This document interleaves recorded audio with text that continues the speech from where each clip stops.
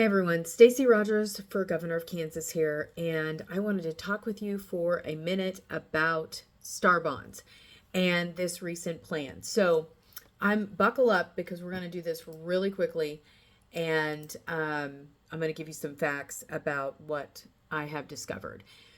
The thing about the star bonds is it is going to cost taxpayers money across the board, across the state, no matter what way you look at it. And there's plenty of economists that have already laid this out, but I'm going to give you some of their top points and then something that I actually did some math on myself.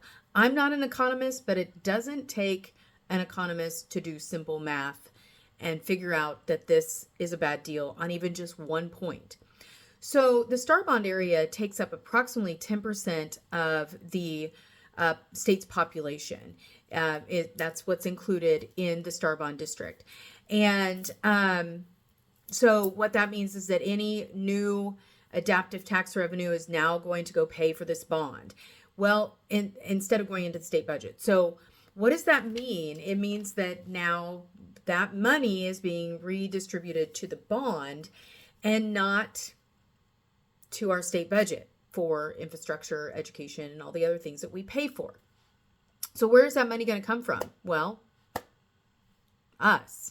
It's going to come from us across the state, whether you benefit from that new stadium or not. So this is $1.8 billion in public funding.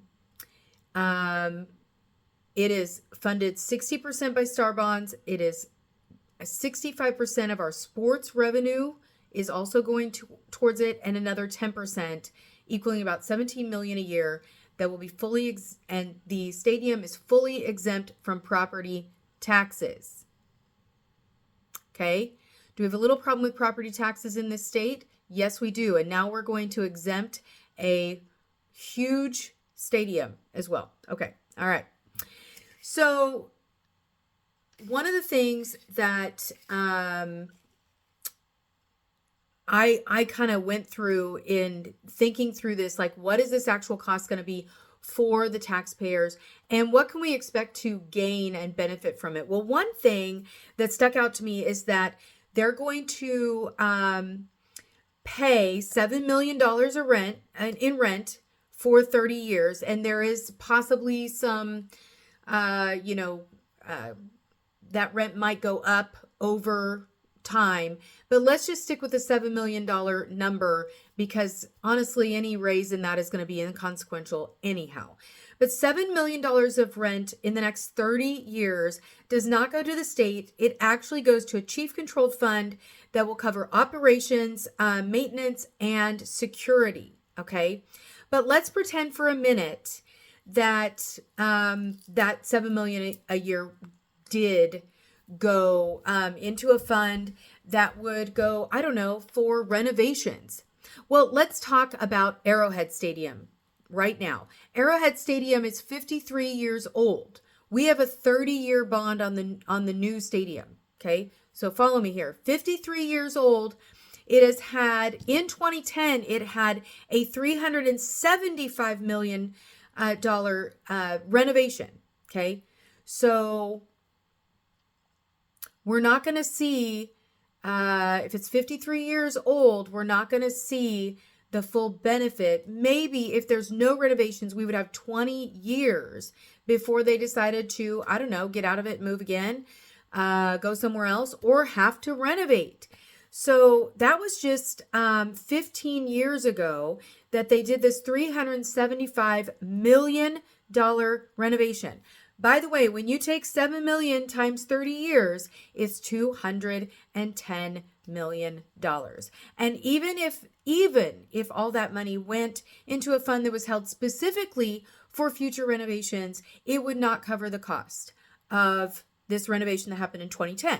Now, the current renovation that they were looking at for Arrowhead was estimated to be $800 million, and that's 15 years after they did this $375 million renovation.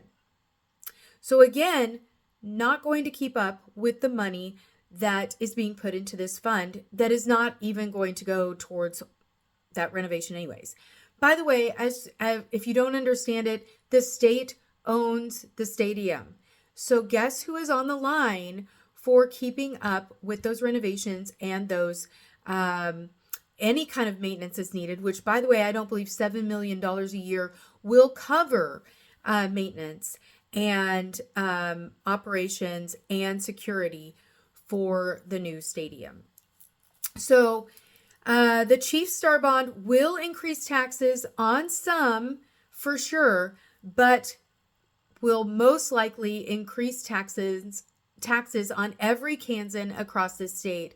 And for that, we should be very, very concerned about. And second, you could thank the LCC, which is chaired by Ty Masterson and Dan Hawkins. And they worked lockstep with our governor, Laura Kelly, that 6-person, the LCC worked lockstep with Governor Kelly to make this deal outside of the legislative session and outside of the hands and decisions of the entire legislature. So that's just a quick and dirty on what is happening with this Star Bond and why, as a Kansan, you should be very concerned over what will happen over the next few years as your taxes once again increase across the board. Have a great evening. Talk to you soon. Feel free to ask questions.